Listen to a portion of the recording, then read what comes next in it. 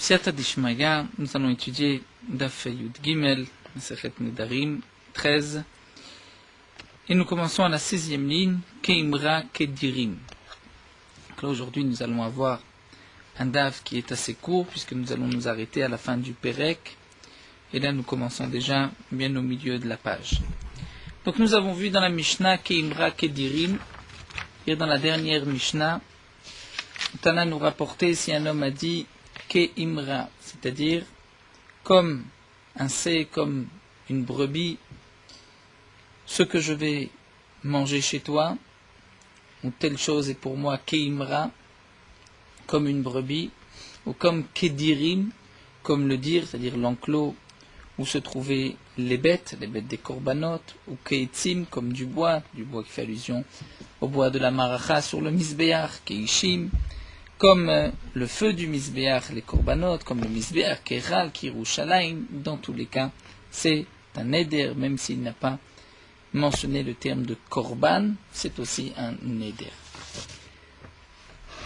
La Gemara nous rapporte une braïta, Tana, dans la braïta c'est marqué, pas seulement si l'homme a dit Keimra, même s'il a dit Imra, Imra c'est la brebis, brebis cet aliment pour moi, ou ce que je vais manger chez toi, Leimra, pour une brebis, Keimra, comme une brebis, ou Dirim, les enclos, les Dirim, pour les enclos, Kedirim, comme des enclos, ou Etzim, le bois, Leitzim, Ketzim, ou Ishim, pour le feu, Leishim, Keishim, ou Misbeach, les Misbeach, Kemisbeach, Echal, Lechal, Keechal, Yerushalayim, Yerushalayim, Kirushalayim. Dire dans tous ces termes qu'il est dit le mot sans rajouter de lamed ou de chaf, ou qu'il ait rajouté un lamed ou un chaf, dans tous les cas, kulan, she'ochel lecha asur, lorsqu'il a dit she'ochel lecha, dire ce que je vais manger chez toi, c'est comme le feu, comme le misbeach, comme le echal, ou misbeach echal, ou les misbeach l'echal, c'est asur, c'est une forme de neder. Mais lo ochel lecha mutar. Si il utilise ces termes, il rajoute aussi l'ochel lecha, c'est ce que je ne mange pas chez toi, là c'est permis. C'est permis puisqu'il ne fait pas de vœu, il dit c'est le misbéar, ce que je ne mange pas chez toi. Donc même si on veut déduire du non, de la négation, le oui, on dira, prenons misbéar, misbéar ce que je ne mange pas chez toi, donc ce que je mange chez toi n'est pas misbéar. Donc dans ce cas-là c'est permis. Alors la Gemara nous dit Manchaminanle deloshanele imra le imra ke imra. Qui est l'auteur de cette braïta qui pense et qui ne fait pas la différence entre imra, le imra ke imra, c'est bien Rabbi Meiri, puisque plus haut dans cette même Mishnah, nous avons vu que Rabbi Yehuda nous dit Haomer Yerushalayim lo amar klum, si un homme a dit juste Yerushalayim sans le ke Yerushalayim, il n'a rien dit. Et en général, celui qui est en marloquette avec Rabbi Yehuda, c'est Rabbi Meir. Donc Rabbi Meir, lui, ne fait pas la différence entre Imra, le Imra, ke Imra, même s'il a dit simplement Imra, comme Yerushalayim, il n'a pas dit le Chaf, c'est aussi Assour. Donc on pourra déduire que le Tana de cette braïta, c'est Rabbi Meir. Si c'est ainsi, nous allons avoir un petit problème. Imasefa, voyons voir la suite de la braïta, ce que nous venons de lire à la fin. Vekulan lo ochel lecha, mutar, si dans tous les cas, il a dit lo ochel lecha, donc il a rajouté. Par exemple, leishim lo ochel lecha, keishim lo ochel lecha. Là c'est permis. Il a dit comme le misbéar, ce que je ne mange pas chez toi, c'est permis. Mais pourtant, ve'atana. Nous avons une Mishnah, c'est la Mishnah que nous allons étudier plus tard dans quelques lignes, mais que la Gemara nous avait déjà rapportée. Lorsqu'un homme a dit la korban lo ochel lecha, c'est-à-dire c'est comme un korban, pour un korban lo ochel lecha, ce que je ne mange pas chez toi, Rabbi Meir osser, Rabbi Meir interdit. Pourquoi Rabbi Meir interdit? Nous verrons, la Gemara posera la question, la Gemara avait déjà rapporté cela aussi. Pourquoi c'est interdit? C'est parce qu'on va dire la korban lo ochel lecha, c'est-à-dire ce n'est pas un korban, la korban va se traduire lo korban, en araméen la korban, lo ochel lecha, ce n'est pas un korban, ce que je ne mange pas chez toi, mais tu vas peut-être dire que ce que je mange chez toi c'est un korban, ça c'est ce qu'on appelle du lave, on entend un hen, et ce n'est pas, d'après Rabbi Meir, du lave on ne peut pas déduire le hen. Donc comment se fait-il que Rabbi Meir nous dit que ce soit assour? Ferma Rabbi Abba, et Rabbi Abba a dit que d'après Rabbi Meir, lorsqu'un homme a dit la korban, eh bien nous allons essayer de traduire ces mots, puisqu'il a dit ensuite lo chal lecha, nous allons traduire ces mots d'une manière qu'il y ait un neder. Et donc nous dit Rabbi Abba, c'est comme s'il avait dit Naaseh keomer la korban yehe, et donc les fichar lo chel lecha. Lorsqu'un homme dit la korban lo chel lecha, les korban lo chel lecha, on va traduire ainsi, c'est pour un korban, donc je m'interdis comme un korban, et donc je ne mangerai pas chez toi. Donc nous voyons que d'après Rabbi Meir, lorsqu'un homme dit les korban lo chel lecha, on ne va pas dire les korban ce que je ne mange pas chez toi, mais c'est un korban et donc je ne mange pas chez toi. Si c'est ainsi, reprenons notre même braïta, puisque l'auteur de la braïta c'est Rabbi Meir. Lorsqu'un homme dit, comme le misbéach, ou misbéach, pour le misbéach, lo chel lecha, ce que je ne mange pas chez toi, on doit le traduire, c'est comme le misbéach, et donc je ne mange pas chez toi, ça devrait être interdit. Donc nous avons une question sur la braïta. L'agma répond, lo kashia hade amar, lo leimra, hade amar leimra. Nous allons suivre la girsa, la version du Bach. Hade amar la imra, lo imra, en deux mots, la medalef, ou la imra d'après d'autres versions, c'est-à-dire avec un patach, ou hade amar le imra avec un lamed. Comme nous explique ici le Ran, tout dépend qu'est-ce que cet homme a dit. Lorsqu'un homme va dire le imra avec un shva, donc on traduira le imra, c'est comme une brebis. Et donc on traduira lo chel lecha, et donc je ne mange pas chez toi. Ou leimra, ochel lecha, on traduira leimra, ce que je mange chez toi, et donc il y a là une interdiction.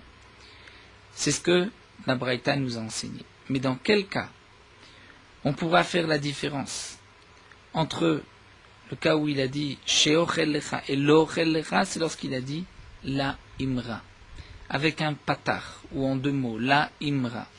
Dans ce cas-là, on traduira ainsi.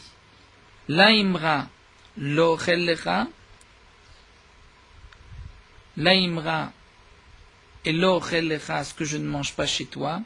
Là, on ne dira pas qu'il y a là une interdiction. On dira la imra, ce n'est pas une imra, ce que je ne mange pas chez toi. De déduire, mais ce que je mange chez toi est donc comme une imra, il y a là un korban. D'après Rabbi Meir, on ne fait pas cette déduction, donc ça reste permis.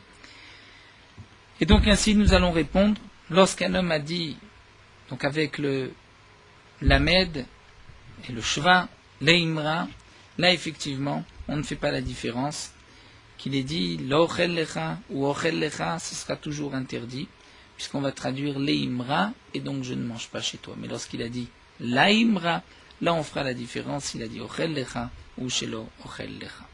On continue avec une nouvelle Mishnah. Haomer korban. Si un homme dit le terme korban, ou ola, ou mincha, chatat, toda, shlamim, shani ochel lecha, ce que je mange chez toi. Donc il emploie les termes des korbanot. Assour, c'est interdit. Mais Rabbi Yehuda matir. Rabbi Yehuda permet. Pourquoi Rabbi Yehuda permet? Parce que cet homme n'a pas dit ke ola, ke mincha, ke chatat, ke toda, ke shlamim, comme le korban toda, comme le korban shlamim. Et donc, puisqu'il n'a pas rajouté le chaf, d'après Rabbi Yehuda, c'est permis. Quelle est la différence entre les cas précédents? D'après Rabbi Yehuda, nous avions vu que si un homme a dit notar pigoul, c'est assour. Pourquoi? Bien qu'il n'ait pas dit le chaf, il y a une interdiction, parce que notar et pigoul, c'est interdit. Mais alors, si c'est ainsi, korban ola, ou chatat, ou shlamim, il y a là aussi une interdiction. Donc pourquoi il faut rajouter le chaf? Et là nous devons reprendre le Ran d'Af Yud Aleph. Le Ran avait répondu à cette question.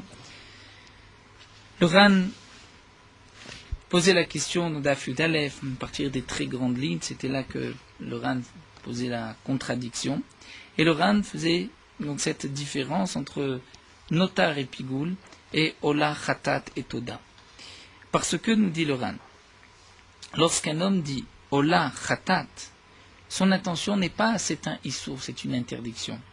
Mais cet homme dit il faudra faire les dinim, il faudra appliquer les dinim, les lois du korban ola, les lois du korban khatat, les lois du korban toda, les lois du korban shlamim.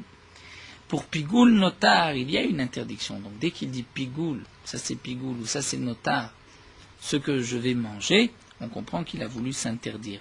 Mais lorsqu'il dit Ola Chata Toda, on peut comprendre, on devrait appliquer les lois de Ola, les lois de Korban, donc c'est pour cela qu'il n'y a pas d'interdiction, c'est seulement lorsqu'il a rajouté le Chaf, comme Ola, comme Chatat, comme Shlamim, où là il y a un Neder d'après Rabbi Yehuda.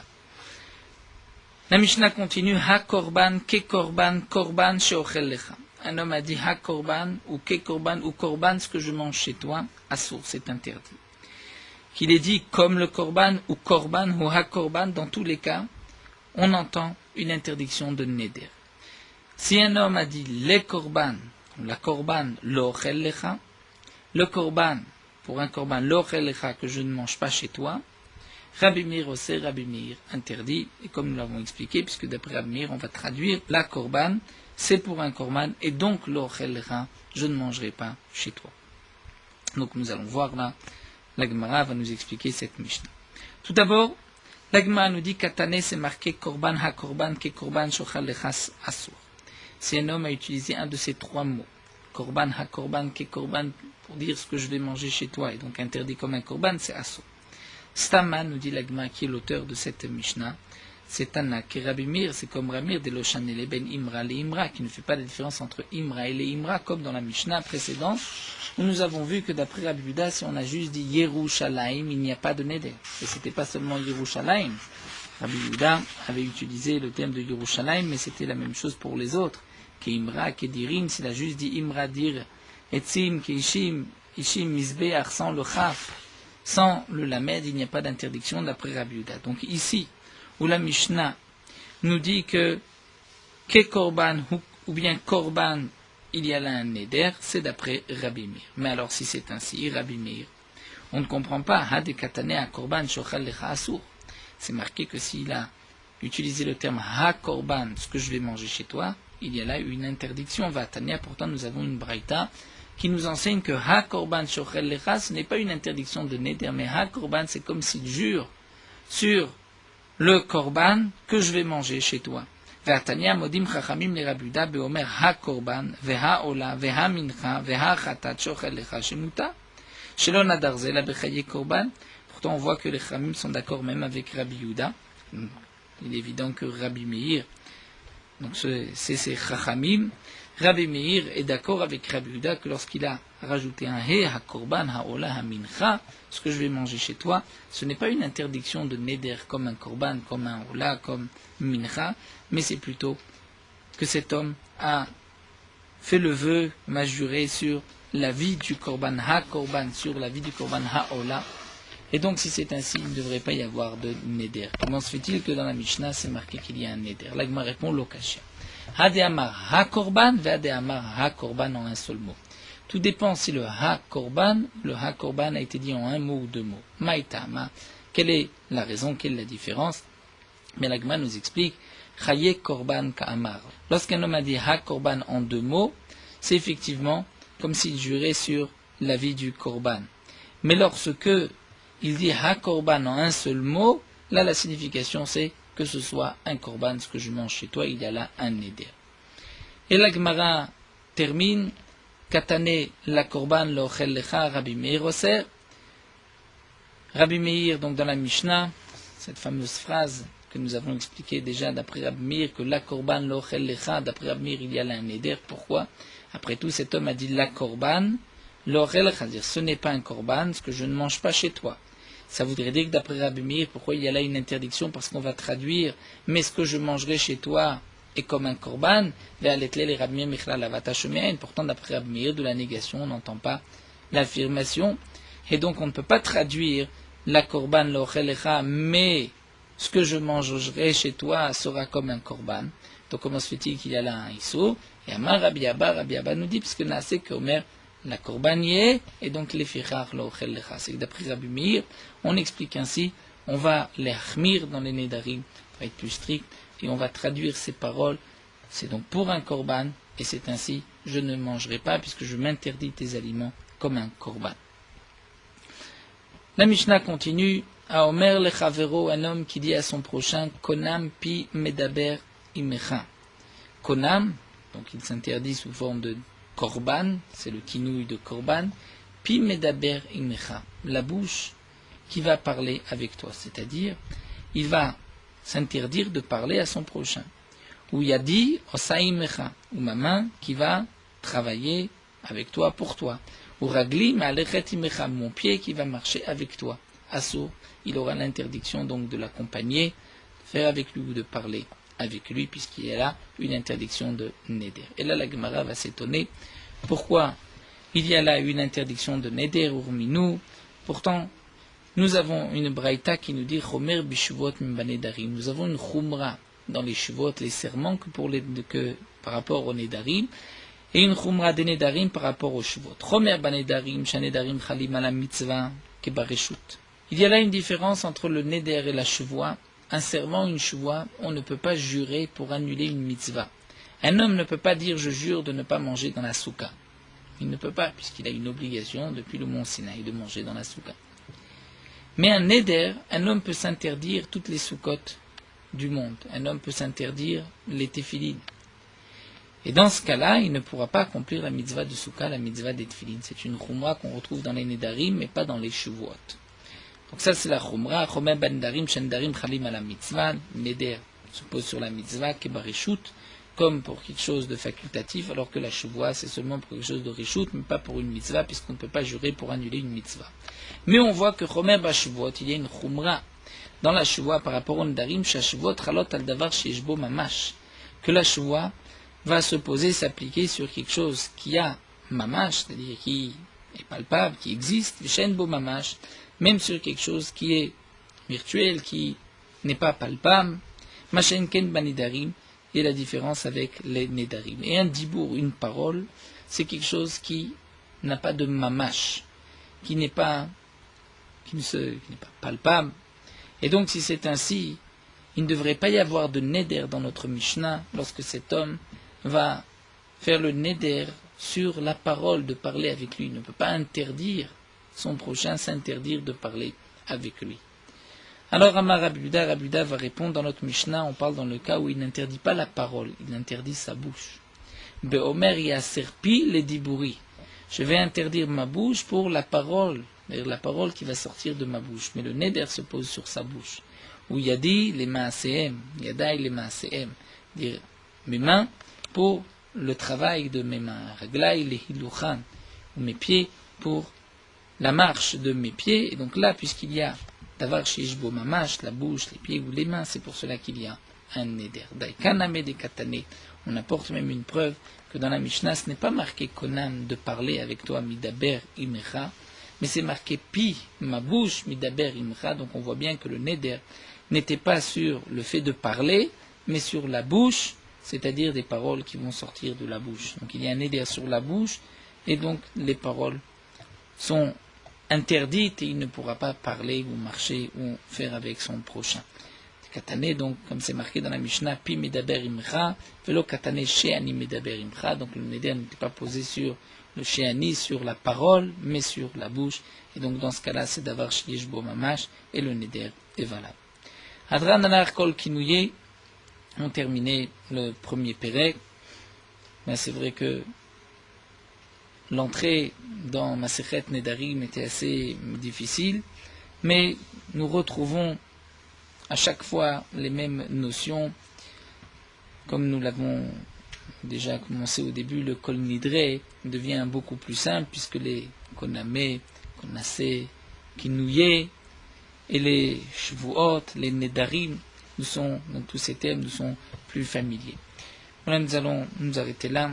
Commençons Bezrat Hashem, le deuxième Perek. Morot Halacha, Daf Yud Gimel. Nous terminons avec le sujet des Ilchot Nedarim aujourd'hui, pour reprendre demain Bezrat Hashem, Mitzvat Tefillin. Dans la Atarat Nedarim que nous faisons veille de Rosh Hashanah, on ne précise pas les vœux. C'est ce que nous disons dans l'Onosar, que normalement on devrait préciser tous les vœux, mais on ne peut pas parce qu'il y en a tellement. Mais les poskim nous disent que, étant donné que la Tarat Nedarim, la veille de Rosh Hashanah, on ne précise pas le vœu, donc cette Atara n'est valable que pour les vœux qu'on ne se rappelle pas. Mais les vœux qu'on se rappelle, qu'on a fait, et qu'on veut enlever, il faudra donc, devant un des 3 matérim, les personnes qui vont faire Atarat Narim, il faudra lui dire quel est le vœu qu'il a fait pour qu'il puisse l'annuler.